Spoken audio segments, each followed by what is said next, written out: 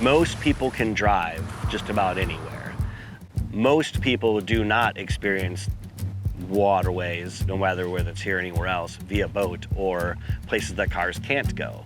So you do get a unique perspective. I do get guests that tell me, even people that have lived here their entire life, that, wow, I didn't know Portage Lake looked this big, or I didn't even know this lighthouse was here.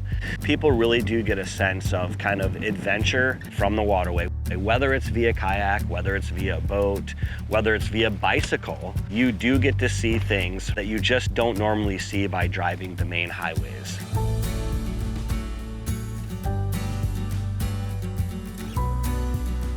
I'm Jason Swain, owner, Keweenaw Boat Tours.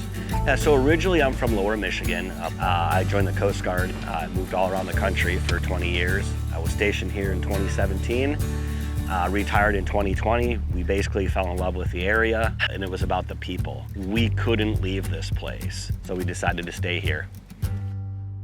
So I offer tours of the Keweenaw Waterway here. I have one that heads out to the Keweenaw Bay and over to Jacobsville, the lighthouse, sandstone cliffs. Jacobsville is where they quarried all the sandstone and make a lot of these beautiful buildings, including the smelter behind me. I have another tour that goes up the north entrance for a sunset trip, and there's a nice little waterfall out there we kind of observe sunset with. I also, last year, I introduced the Keweenaw Paddle Trolley. It's a 12-person, basically, bicycle where you could bring drinks, food with you. We take about an hour and a half paddle along the waterfront right here. So it's a different way of enjoying the area, the waterfront itself, the canal, without actually being on a boat. Right now, we're pretty much smack dab in the middle of the Keweenaw Waterway, just east of the Houghton Lift Bridge. You can see behind me the Quincy Smelter. So we're right downtown between the cities of Houghton and Hancock, kind of the gateway of the Keweenaw. I don't know if a lot of people realize the term Keweenaw is what the Ojibwas gave this area meaning crossing place, because they used the south shore of Lake Superior as a trade route, east and west, right? All the way from Canada, you know, probably into the Dakotas to the west. So when you come across this peninsula that kind of jets out into the sea back then, right? This was known as the crossing place, where you cross this peninsula on this common route. The waterway was here. It was a little bit different. It was just a small creek at the north end. The south end was actually landlocked.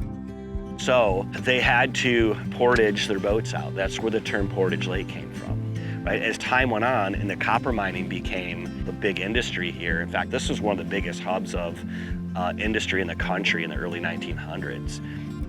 In the early days, the ships had to go up around the Keweenaw, so you bet the mining companies had interest in expanding this waterway.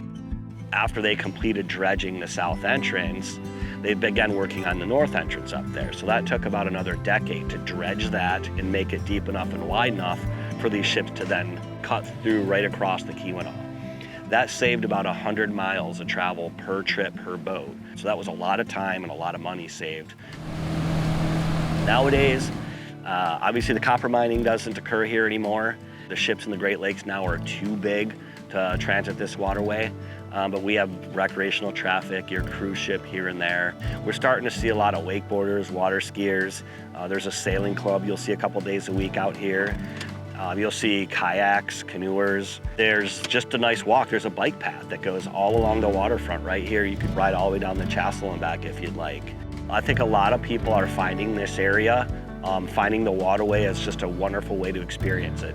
The waterway is starting to change a little bit here and there, starting to get, you know, boat docks, you know, upgraded facilities. I just see it expanding. I see folks from all over the country that come here too. I had people on the boat yesterday from North Carolina that everybody that comes here is like, wow, this place is so pretty and the people are so nice. I said, spot on, that's why I stayed.